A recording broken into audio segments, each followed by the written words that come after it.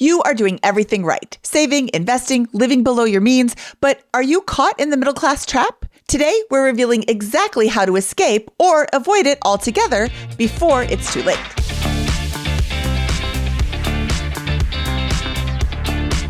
Hello, and welcome to the BiggerPockets Money podcast. My name is Mindy Jensen, and with me as always is my not trapped co-host, Scott Trench. Thanks, Mindy. Great to be here, escaping to a great discussion once again with you. You said it today, Mindy. We're going to be talking about what the middle class trap is.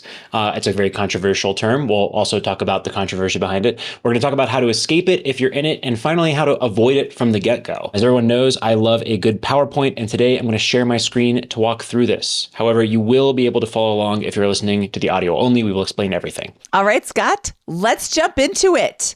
What is the middle class trap, Scott? All right. How to escape the middle class trap. Let's start off with what the trap is. And we thought we'd start with an example. So we've constructed Sam here. Sam is a diligent fellow. He's doing all the right things, all the things that personal finance advice tells you to do. Sam is 38 years old. He's married with 2 kids. He and his wife have a net worth of $1 million.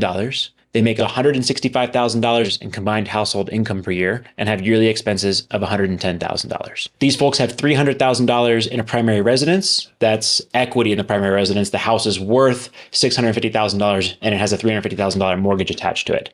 They have $600,000 in retirement accounts. That's $500,000 in their 401k and $100,000 in their Roth and HSAs. They've done that by diligently contributing to these accounts for a very long period of time.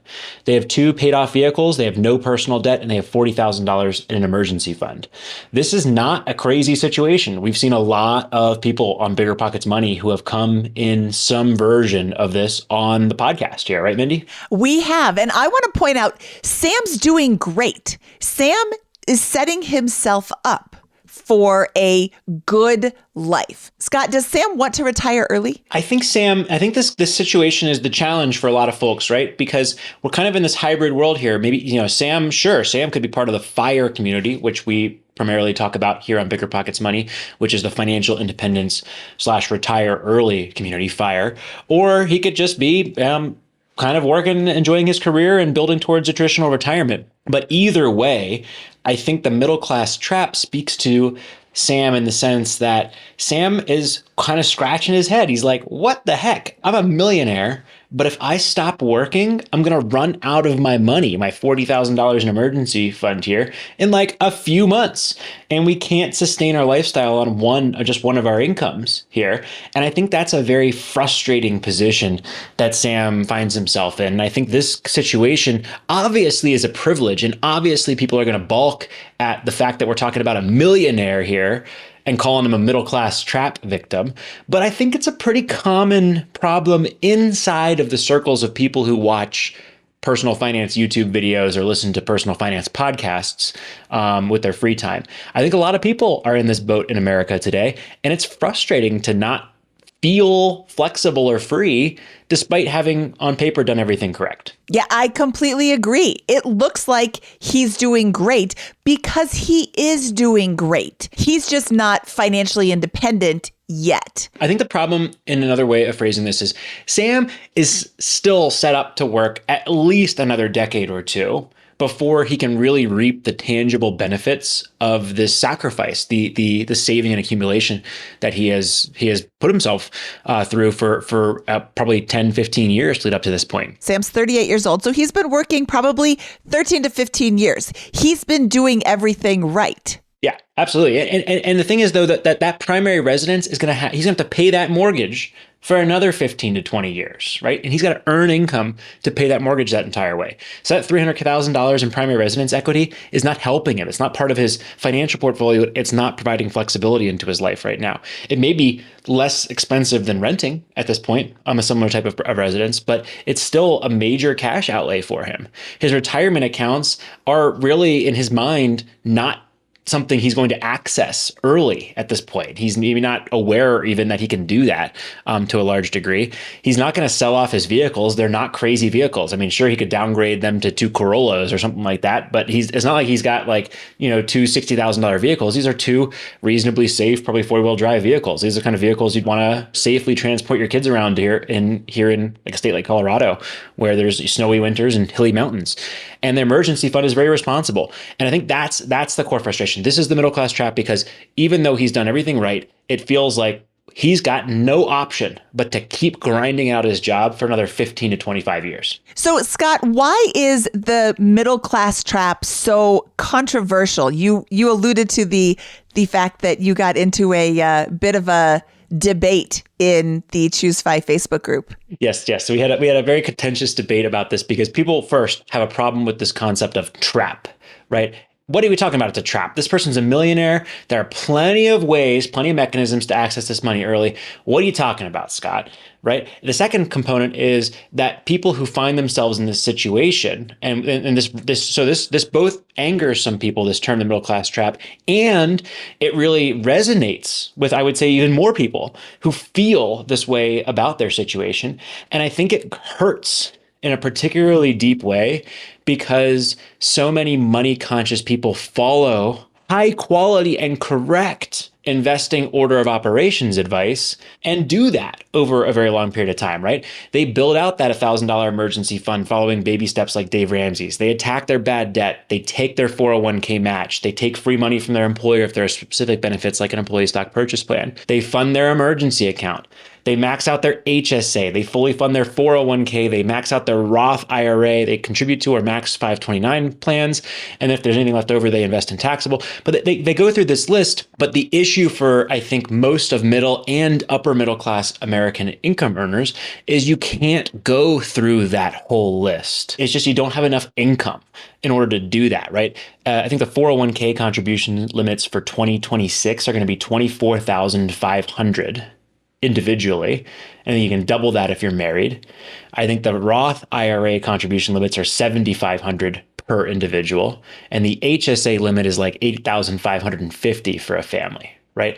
So if we add all that up, you're talking about what, like $60,000, $70,000 in tax advantage retirement account savings, and very few people can, in addition to maxing out those and paying a mortgage, accumulate anything after tax that can provide some of that flexibility or more freeing feeling. That's the problem here, is you're doing everything right, and yet none of this money feels accessible in your life today. And that's why it's so controversial. And I think that's why it creates such an emotive response from people when we talk about this concept. I want to add to this, Scott. You're doing everything right for traditional retirement. But if you are focusing on something non-traditional, you're going to have to get there in non-traditional ways. Yeah, absolutely. And I think there's an obvious point that sums all this up, right? Which is, if 100% of your disposable income beyond that which you are paying for your lifestyle is going towards your mortgage payment and some version of the retirement account order of operations that I just discussed, then close to 100% of your wealth is going to be in your home and your retirement accounts.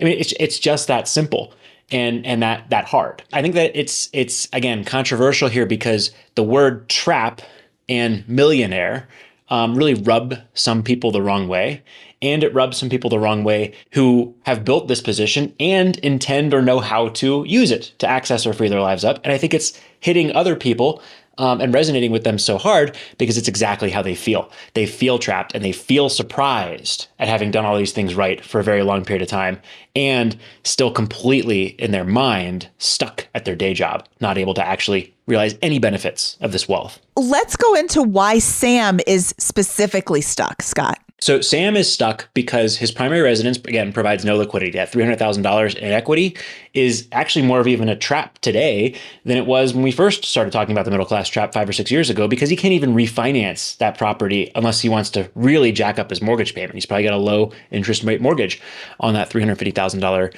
remaining balance, right? So he can't access that equity. If he wants to borrow against his home, he's going to borrow at 6, 7, 8% for a HELOC. It's just inaccessible. The only way he could harness is if he sold the house, moved, and pocketed the proceeds of that sale, somehow redeploying them. That's not really realistic in his situation right now. Second, all of his wealth is in his retirement accounts there, and he's not really intending to use those. Those are for future Sam, at least in his mind, not for present day Sam. He does not have enough income to go through that order of operations that we just discussed and begin accumulating wealth after tax, or at least he would feel irresponsible doing that because he's not taking advantage of the tax advantage retirement accounts, right? That'd be crazy. Forgo the tax advantages in order to accumulate that after tax. And because he spends more than one of the spouse's household incomes, they can't really afford to take risks. Like it's not like he or his spouse could go and start a business or take a sales job and really ramp that up because they spend more than one income alone would provide. So they really need both jobs to stay afloat and not have to tap into that home equity or those retirement accounts. So that doesn't even enable him to take risks in his position. So, a couple other things here. He has cash, he's responsible, but the liquidity is not enough to do anything more than be a buffer between an unexpected layoff or job problem. It's not really enabling him to take that year off and travel the world or shut that business. The mortgage, again, is a unrelenting payment that he has to make on there and is going to be a major fear, I think, inducement and motivation to continue getting a stable paycheck. So, and he's not financially independent as a result of this. And I think that's the core problem. That's why Sam feels stuck. He feels like he has very little flexibility. I think that's the bottom line. He is not yet financially independent, even though he has a net worth of $1 million. I think it's good to remind people your home equity should be counted in your net worth statement, but your net worth statement is not the same as your FI number. Yeah, I think if we even go back here and we look at Sam's net worth, right? A big kind of crushing reality that we need to tell Sam about is, hey man, you shouldn't really count this $300,000 in your primary residence towards your financial portfolio. Count it your net worth, but really the thing that gives you freedom or flexibility is going to be your financial portfolio. And so you should exclude this home equity and you should exclude your vehicles unless you intend to sell them and redeploy them in either case. So really, Sam, you're worth $640,000. Still doing great. That's better than a lot of people in America, but that's the reality of your position, right? Now, even 640 should be providing some kind of freedom. So let's help Sam here. Let's help him figure out what he can do to feel more free, to take some advantage of the great position in a lot of ways that he has built here. What do you think? I think that's great. All right. What do you think Sam's options are here, Mindy? The first option is that he should run his numbers through a Coast-Fi calculator. They will show him that he is Coast-Fi. So it's not like all hope is lost. He's doing really great. Coast-Fi means you have enough invested now so that you don't have to put more money into your retirement accounts in order to retire at traditional retirement age, which is about 65. I think that's really powerful for somebody to be able to look at this information and say, okay, I am doing well. Even though I think I'm in the middle class trap, I'm actually doing okay if I want a traditional age retirement. If Sam does not do anything else and the markets return the long-term average 6-7% real returns over the next 27 years between his now age 38 and traditional retirement age at 65, he will have a real inflation-adjusted retirement portfolio of $4 million, $3.95 million.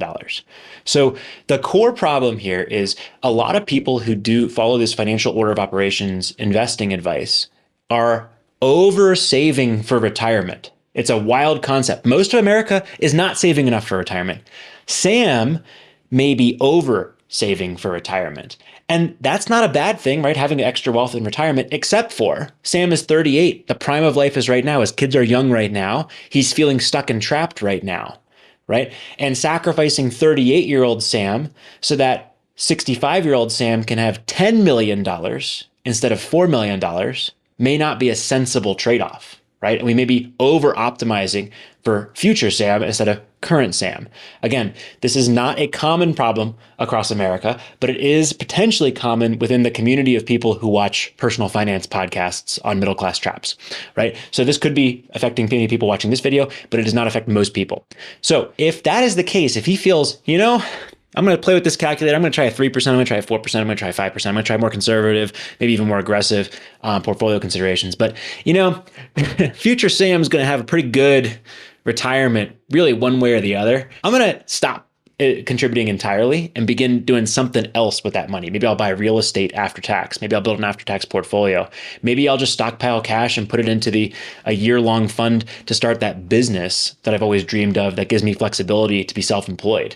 And what I want to call out here is Sam will absolutely forego the tax advantages of a 401k or Roth IRA in this situation. That's a real risk to the advice that I'm suggesting here in this situation. But that also has to be weighed against the fact that he can still invest those dollars. He's not getting the tax advantage today, but he might do really well with his real estate investment, as good or just as good, even when you consider the tax advantages of a 401k or a Roth outside of those accounts, and they'll produce cash flow that he might feel very comfortable spending for the next 30 years while he leads up to retirement. That business that he starts may do very well. It may pay him much more than his $80,000, $90,000, $100,000 salary within a few years. That could be a really handsome return compared to what he can get in the stock market. You don't have to just blow this money on a boat or your trip around the world. Just shifting that money from the retirement account contributions to these businesses that you can actively manage and investments you can actively manage may provide multiple sets of benefits that still enable Sam to have a huge. He's still going to have this potential portfolio here, this $4 million retirement portfolio, and he can have plenty of after-tax assets that will get added on top of that. So that's the idea here around declaring coast fire and maybe stopping or slowing some of those retirement contributions. Well, I see where you're coming up with this. What if Sam doesn't want to stop contributing to his retirement accounts? What do his numbers look like if he just keeps going? Let's take a second here and let's put this into the calculator. This is a NerdWallet compound interest calculator. It's free. We have no affiliation with NerdWallet, but we'd love to. So if NerdWallet, if you ever reach out, if you're interested, let us know. We'd love to work together. We'd love some of your products there. But this is a simple free compound interest calculator that we Googled here. And this is where we're getting this, right? Sam has $600,000 in retirement accounts. That balance, if it grows at 7% for the next 27 years, till his retirement age, will grow to about $3.7 million, depending on, 3.8, depending on whether you want to update it on a monthly or annual compounding basis here. So now, your question was, Mindy, what if Sam keeps contributing to those accounts, right? So Sam is contributing, let's say he and his wife are contributing $24,500, the max, to each of their 401k plans, right? So that's just $49,000 per year. Now that balance is going to go to $7 million. This is assuming a 10% nominal return from the stock market over the next 27 years, and then haircutting 3% for inflation. You don't like that number? You can adjust it here and use a 5% or a 3%. Or whatever you think is the correct number here. So there is a component about what you believe here. But if Sam continues to contribute to this, then at some point, I think with reasonable sets of expectations, you're going to have way, way more than you really need or want in retirement. And if the opportunity cost of doing that is feeling stuck between the ages of 38 and 48, so you can have extra millions at 65, I think it's a bad trade-off for millions or maybe tens of millions of Americans. And I think Sam can then say, you know what, I'm going to start withdrawing from these accounts in 5 or 6 years, when my balance will grow to well north of $1 million. At this point in time, if I continue contributing. This might be all well and good. You keep contributing to these accounts, but mechanically, if you are going to continue maxing out these accounts, Mindy, how do you actually begin withdrawing from them? Well, you have two options, Scott. You can start a Roth conversion ladder, which is where you take your pre-tax retirement accounts and you convert them, which is a taxable event, but not a penalty. You convert them to a Roth account. And by doing that, you are starting the conversion ladder. The funds have to be in the account for 5 years before you can withdraw them. So he's starting that for a 5-year horizon, or he can do a 72T distribution, which is part of the tax code that allows you to take distributions from your pre-tax accounts without penalty. But again, you're paying taxes on these. There are 3 different ways that you can run the numbers to determine how much money you can take out.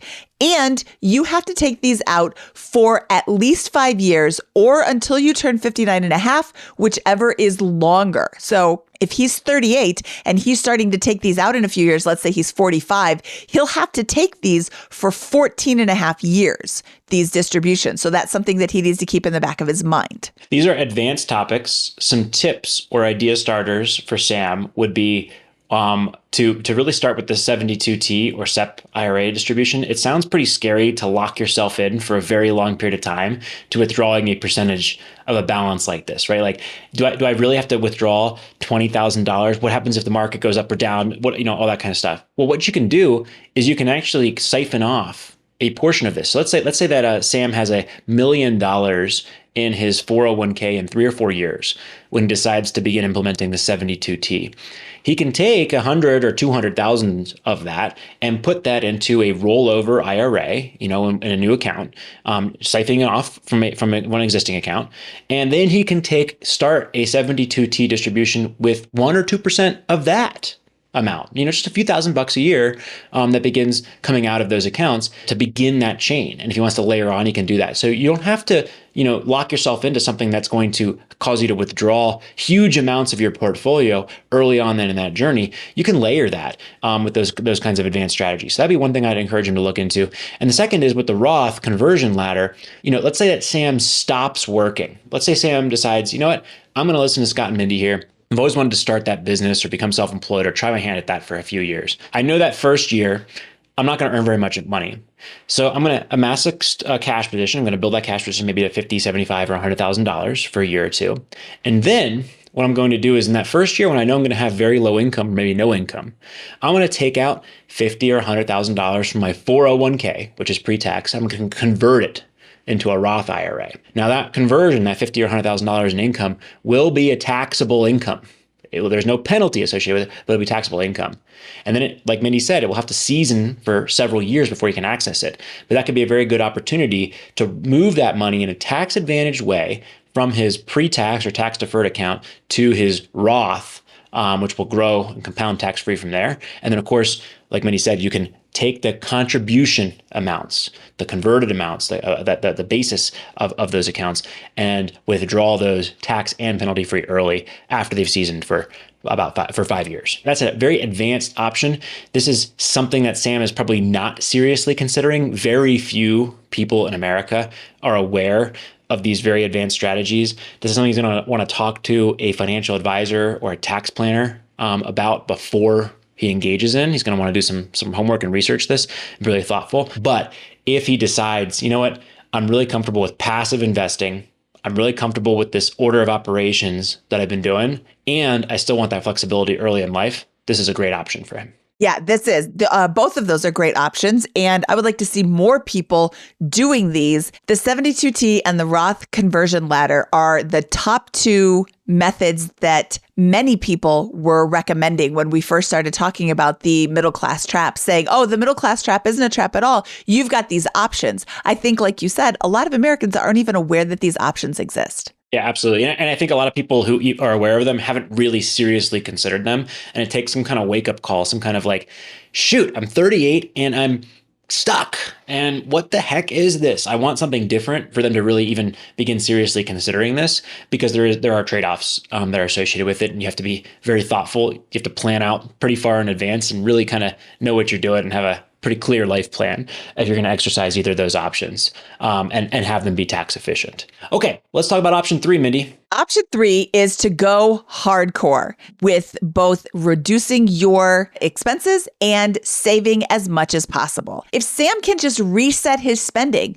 coming down another $30,000 in his spending, he can save so much more. He will be able to max out his 401k and max out his Roth IRA and max out his HSA and start contributing $30,000 to $40,000 to after-tax investments so that he can do either stock market investments or he can do these real estate and small business options that Scott has been discussing. So what Mindy's saying here is if you just are so frugal that you earn $160,000, $165,000 a year and you spend $40,000 of that by really drastically cutting back your other expenses, it obviates big chunks of this problem because you can kind of do both. You can go down pretty deep into that stack of tax advantaged accounts and still accumulate after tax, right? So in this scenario, we might say, hey, Max and his wife might contribute half each to their 401ks or max out one of their 401ks.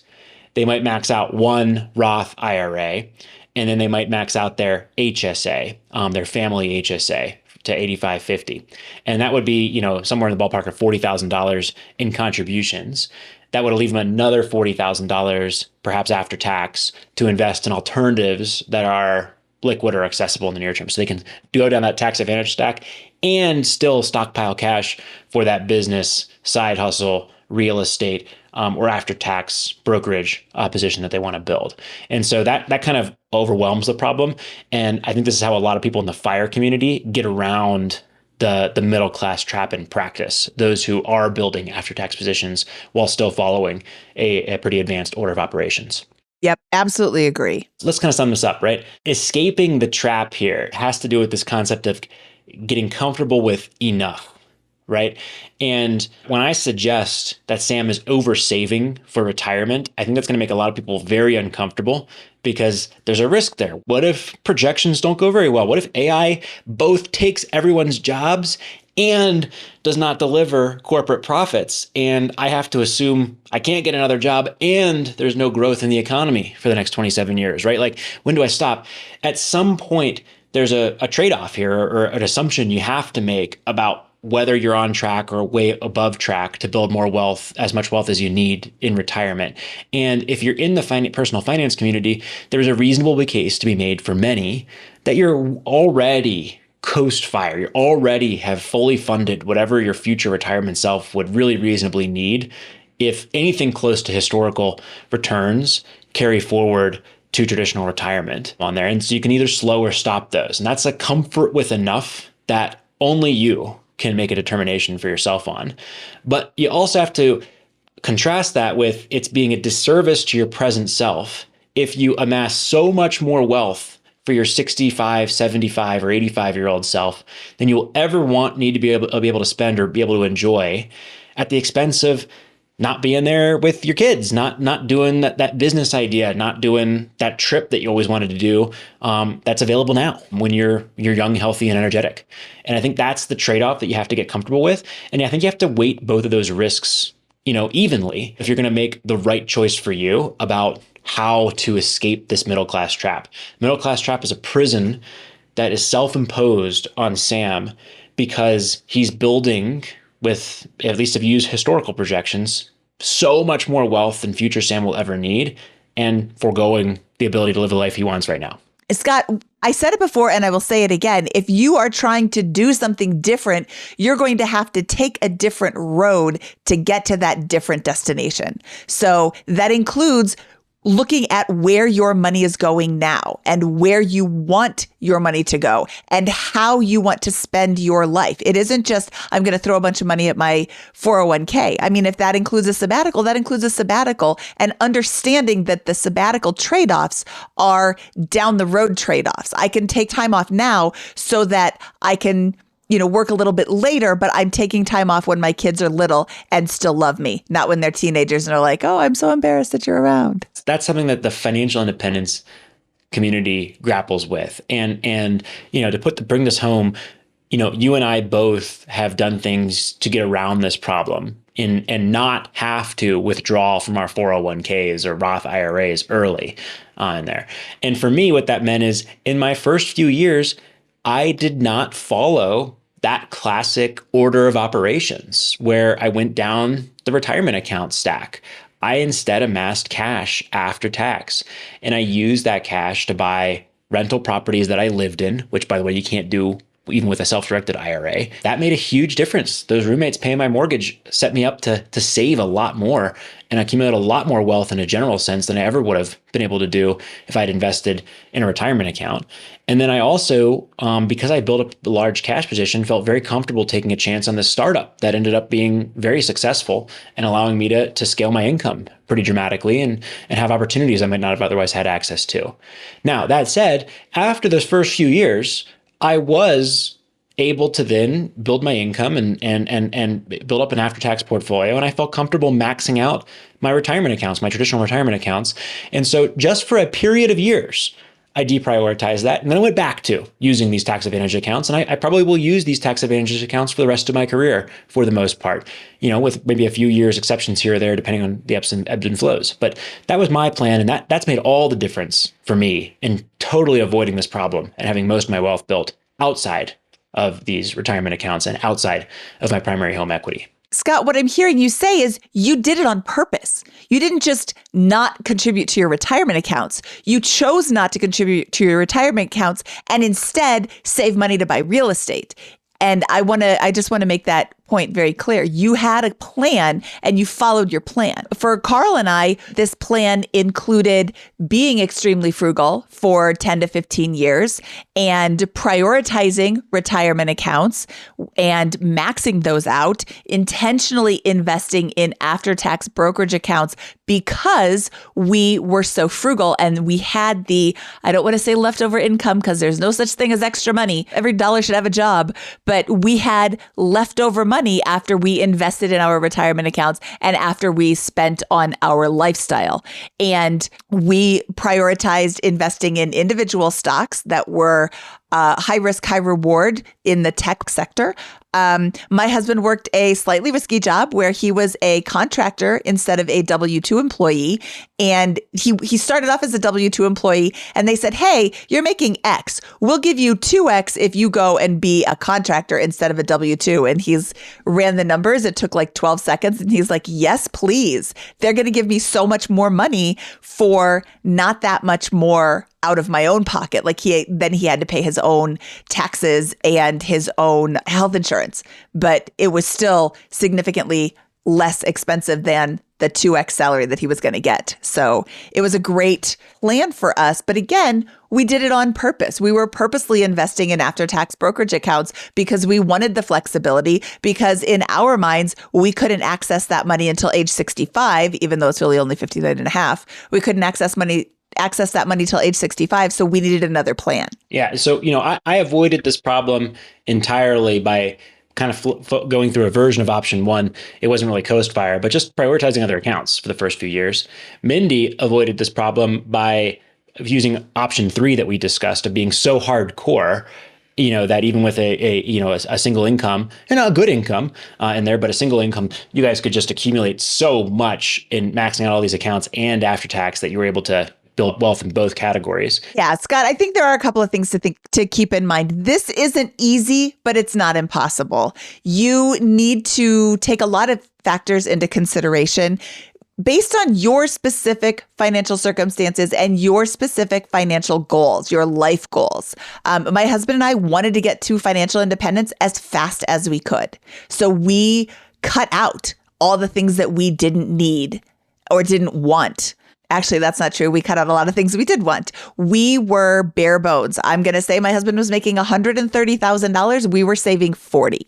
So we were saving significantly more than we were spending. And what that got us was early financial freedom. However, what that didn't get us was a smooth ride. We had a lot of late nights. We had a lot of work behind us. And it was, looking back, I wish we would have done things differently. So not only are you looking at your specific situations, but look at what you really want to get out of life. And I wish that there had been somebody giving me this advice back then. So listen to me, do what I say, not as I do. And the middle class trap is really only an issue for people who want to retire early. If traditional retirement or, not having alternative investments is not part of your journey, then this is probably not going to be a big issue for you. And I think we also recognize that the middle class trap is, I get that it's controversial. I get that a millionaire or someone with a large retirement account vehicle, some people have an issue with calling that middle class. Some people have an issue calling a household with two middle class income earners that boil up to an upper middle class income middle class.